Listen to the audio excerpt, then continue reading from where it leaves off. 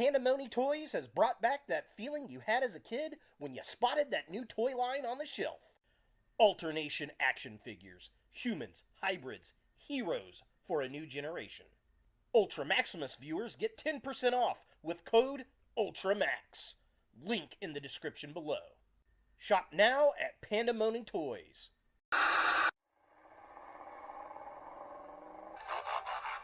Oh, hey, Nightbird is a ninja. She doesn't transform into the Batmobile.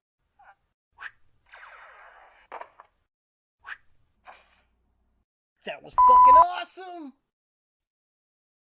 You suck.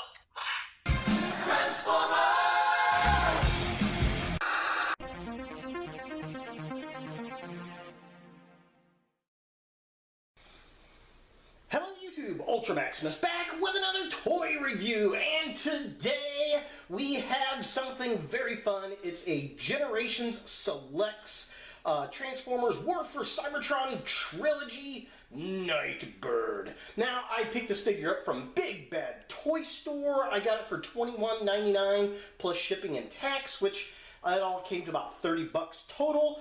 This is the first Generations Select figure I have picked up, and I love Nightbird. It's one of my favorite characters from the G1 cartoon. She's a remold of, I believe, Chromia and I want to say Firestorm, whatever her name is. I might be wrong there. Leave a comment below if I am. Definitely interesting. Reminds me of the Collectors Club boxing. So let's go ahead and take a look at the box. So here we have Nightbird in the packaging, and it's very, very brown. It's a very basic looking package. Again, reminds me of the Collectors Club stuff, like with the Double Pretenders I got with Optimus Prime and Megatron. But a little bit more to it. I mean, it's got this really cool spray-painted Autobot logo right there, which is nice. I believe that's Cybertronian. I don't know. If you know, leave a comment down below. It says Transformers War for Cybertron Trilogy. We got the Hasbro logo down there. The top of the package, it's got the Transformers Cybertron War for Cybertron logo. That is just wicked cool. I dig that. And then just a bunch of stuff. Contents one toy. Back of the package has nothing on it. Bottom of the package says Nightbird, and then we get the Takara Tomy logo, and then the Generations Selects logo down there at the bottom, looking all types of cool. And yeah, that's about it for the packaging there. I think this should have been a Decepticon for her, though. Why not do one for Decepticons and one for Autobots? Although it's probably cheaper just to do it this way, and you can make it for all the figures and then just put a sticker down of what figure it is, right? Alright, so it is sealed, so I'm going to go ahead and cut this open and take a look and see what it looks like when it's open. And of course, we're going to use the magic of the movies and do a cut like this. So here we have the Nightbird open, and this is very interesting. Got a really cool pattern on the inside here, with some Cybertronian logos and a bunch of hexes.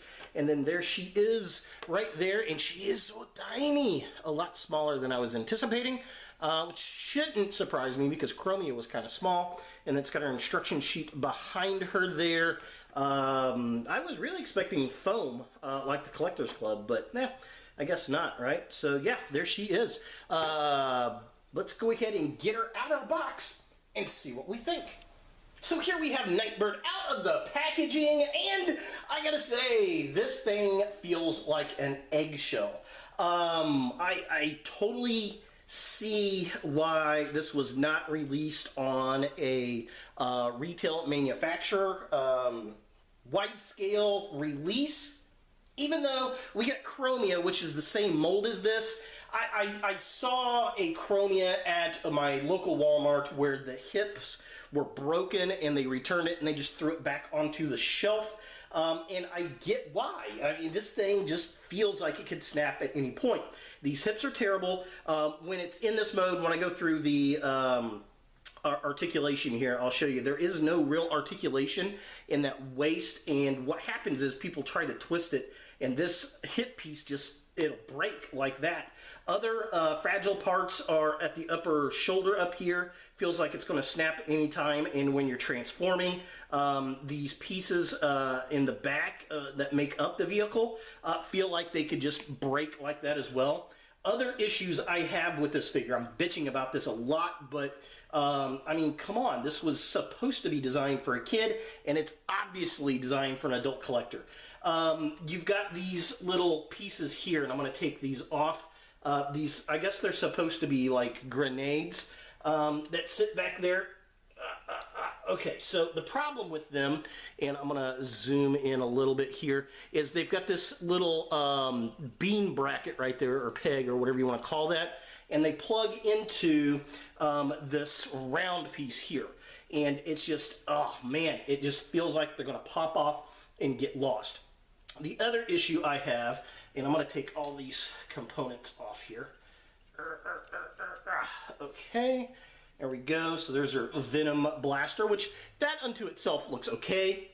Even though, to be honest, it looks more like a welder than a gun. But the issue I have with this is, if I can get this to zoom in right here. Right here is where the scope clicks in, but it's all open. And it just connects via this tiny, if I can get it to focus here, tiny little piece right there, which is really redonkulous. And then you're supposed to be able to build a club out of these parts, like I'm guessing this right here. So you can make a little baton staff.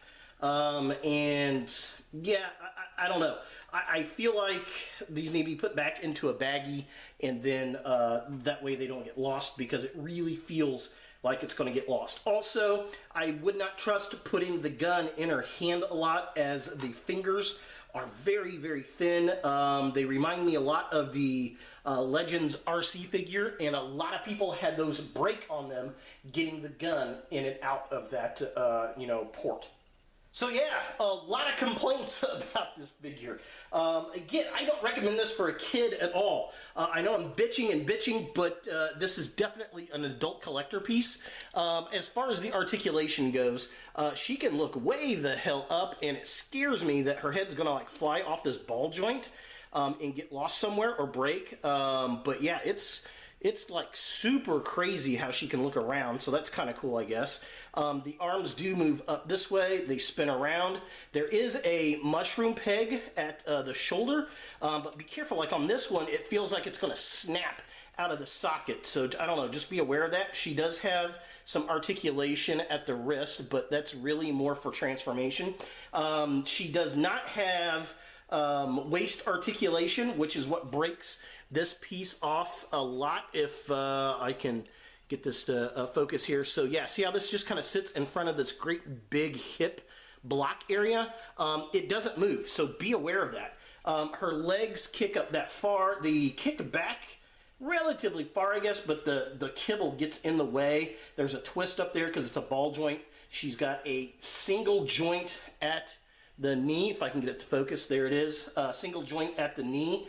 And then she has a joint at her ankle that's very awkward, but again, that's mainly for transformation, but it also goes really far forward that way. And then she has no ankle rocker pivot, even though it looks like she should. She does not, which is very, very strange.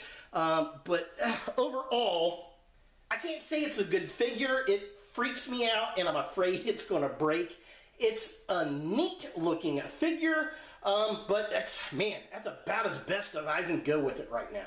So taking a closer look at the figure itself, I do like the head sculpt on the figure, although I think it's a little small and it's kind of awkward to move around. But I love the purple, the mask, the silver and gray paint looks really, really good. She has a massive backpack going on back here. In fact, the backpack is bigger than the actual figure itself. Very shell former-ish, which is a bit unfortunate, but I guess it works. I really do like that kind of translucent purple plastic they got going on the canopy. I think that's pretty cool. The silver on the wheels look nice, although when you get it into the vehicle mode, those wheels kind of vanish. But overall, I mean, the mold of the figure looks like the character we got in G1. So taking a look at the midsection of the figure, again, those grenade canisters, I just don't like where they're placed. I feel like they're going to pop off and fly away. The paint job on them are okay, I guess. I love the waist with the paint apps. I wish they would have put the little stars on her, but it works. All the paint is there, I guess, the color scheme. The gun looks very Constructicon-ish to me, probably because it's gray and that goldish color. That barrel on the gun itself, or the scope, it's not good. Don't like that. Again, massive backpack here. I wish there was a way to minimize that a little bit, but it is what it is. The hands are fine, I guess. They feel like they could snap, kind of like the RC Legends figure. I like the black waist. The gray on the legs. Everything else in the midsection of the figure really says Nightbird, and I do like that. And finally, taking a look at the legs of the figure, she's got some pretty big feet, which she needs to support the weight, so that's nice. When you're looking at it from the front end, it's not too terribly bad, but she's still kind of got clown shoes going on. We got the black on the kneecaps, which is nice. The rest of the legs look okay. Huge parts on the sides of her legs from her vehicle mode. Again, I wish that could get hidden a little bit better, but considering how small and petite of a character she is, I can see why that's there. It's just, all around unfortunate she's got so much kibble hanging off of her back because she's supposed to be a stealthy ninja, and, well, frankly, all those extra parts kind of pull away from that image. For comparison, here we have a Nightbird next to Red Alert from about the same wave. I mean, she's from the Generation Select line, but it's all from the Transformers Siege type of line. Scale-wise, I mean, she's okay. She just looks really, really bulky with that backpack compared to Red Alert here. I don't know, he just looks better constructed. And here we have a Nightbird in her vehicle mode, and it's actually not too terribly bad. I like it. I like the design. It's very Batmobile or very Viacom looking. Lots of great detail. I don't like the fact that the wheels are kind of hidden back here in the back.